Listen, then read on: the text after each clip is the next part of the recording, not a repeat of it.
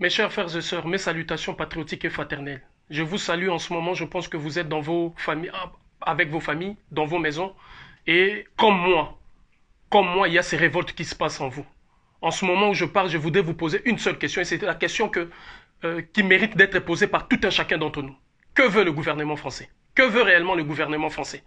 Après avoir pillé systématiquement l'Afrique, après avoir clochardisé une grande partie de notre jeunesse aujourd'hui poussée vers une immigration assassine, après avoir volé à l'Afrique tous ses leaders, après avoir aujourd'hui bouleversé notre avenir en nous imposant une forme de monnaie de singe, une monnaie imposée qui n'est en rien une monnaie, après avoir envoyé ses sbires, c'est-à-dire je parle de l'armée française qui d'ici et là assassine, bouleverse, déstabilise. Le gouvernement français veut encore nous assassiner. Si le gouvernement français veut nous assassiner, parce que le gouvernement français aujourd'hui c'est passe comme le porte-parole de la communauté internationale qui en réalité veut exterminer la population africaine. Avec cette situation ou cette question de la démographie. Qui parle de la démographie africaine si ce n'est la France? Qui alimente les sujets, les débats sur la démographie si ce sont les gouvernements français? En ce moment où nous parlons, l'Espagne est ici, à quelques kilomètres de la France. L'Italie à quelques kilomètres de la France. Ne dit-on pas que la charité bien ordonnée commence par soi-même? Pourquoi ne commence-t-elle pas cette charité chez elle, en Europe, pour aider ceux qui sont dans le besoin? Non. Pourquoi elle-même, la France, ne soigne pas ses propres enfants, ses employés qu'elle a mis en première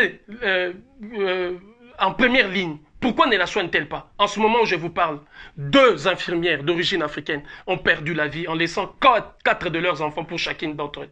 Pourquoi? Parce qu'elles étaient mises sur la première ligne, parce qu'il n'y a pas eu de tests après, parce qu'elles se sont retrouvées seules, confinées chez elles, alors qu'elles ont chopé la maladie ou le virus à l'hôpital, là où elles étaient. Ceci nous rappelle, comme on l'a dit, il n'y a rien de nouveau sous le soleil. N'est-ce pas ça? Nous sommes en train de revivre ce que les tirailleurs sénégalais ont vécu sur la première ligne pour permettre la victoire de la France. Rappelez-vous, c'est le même contexte parce qu'on parle de guerre. La France est en guerre. Et dans cette guerre-là, ce sont les infirmières, les aides-soignantes d'origine africaine et noire qui sont mises sur la première ligne. Sans masque de protection, sans gants, sans quoi que ce soit, même pas la possibilité de se faire tester une fois les services finis. Elles rentrent chez elles et se sacrifient aujourd'hui au nom d'un gouvernement qui demain va effacer même ces héros-là et ces héroïnes de la page de son histoire. Alors, il y a une question aujourd'hui que vous devez tous savoir. Mohamed Ali est aujourd'hui le prédécesseur qui va nous enseigner tous. Mohamed Ali ne disait-il pas qu'il avait refusé autrefois, en faisant appel à l'objection des consciences, refusé de s'engager dans la guerre contre le Vietnam. Aujourd'hui, vous avez à faire un choix historique. Vous avez à faire appel à votre conscience, à votre injonction de conscience pour refuser. À chaque fois que la question vous sera posée de choisir entre vos diplômes et la vie, choisissez la vie. Choisissez nos enfants que vous laissez aujourd'hui orphelins. Choisissez vos familles, choisissez vos maris, choisissez vos femmes, choisissez vos sœurs et vos petits frères. Et ne vous sacrifiez pas. Et nous condamnons véritablement cette attitude. Aujourd'hui, j'engage la responsabilité du gouvernement français qui, incapable de soigner ici, incapable de protéger ses infirmiers et infirmières, la bonne samaritaine qui se tourne maintenant pour aller lancer une campagne de vaccination en Afrique. On veut vacciner en Afrique. Mon cher frère, ma chère sœur, quelle est ta contribution dans ça? Demain, que diras-tu à tes enfants? Chacun de nous doit mettre du sien. Chacun de nous doit appeler ses frères, ses cousins, sa famille. Tous ensemble, tous ceux qui sont dans la diaspora, tous les Africains et Africaines de la diaspora, j'en grandis, tous les Noirs. Permettez-moi et passez-moi les termes. Tout le monde doit appeler le sien pour dire non à la campagne de vaccination. Vous, tous, jeunes et vieux, barrez la route à ceux-là. Barrez la route à ces expatriés ou ces Européens immigrés qui viennent avec des masques, avec des médicaments. Nous sommes dans un moment aujourd'hui où il faut redéfinir les paradigmes. Vous vous appelez opposants. L'opposition, ce n'est pas simplement l'alternance du pouvoir. L'alternance que vous cherchez pour remplacer celui qui était là. Hein? Les bons nègres des services qui étaient là et vous voulez les remplacer. Aujourd'hui, il faut redéfinir c'est quoi l'opposition. Chaque parti d'opposition. Nous en avons aujourd'hui près de 450 partis en République démocratique du Congo. Près de 500 et quelques au Mali. Près de, je ne sais pas moi, des 100, de 300, Bénin, partout.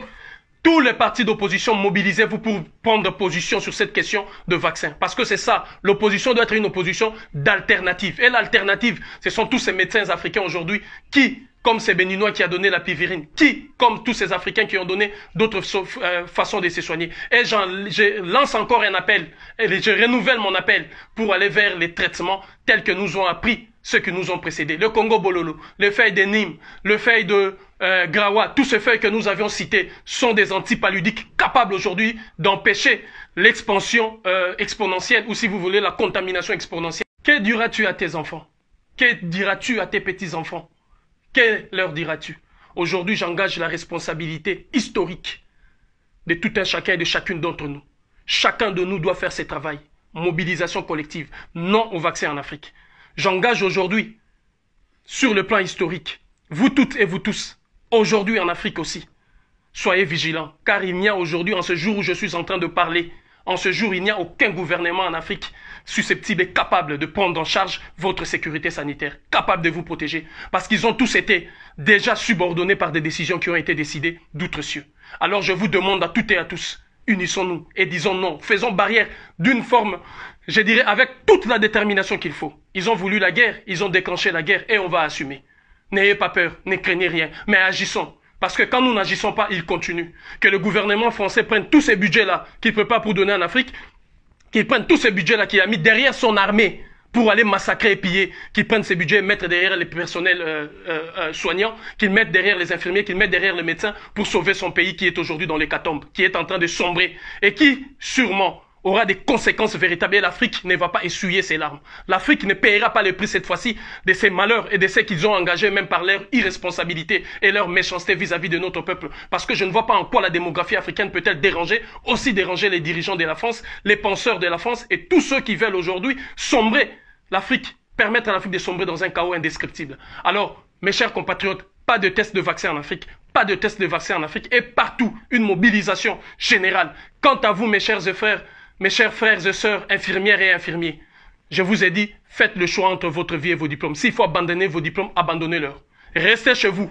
N'y allez pas au front pour servir une nation qui demain vous effacera dans l'histoire de l'humanité.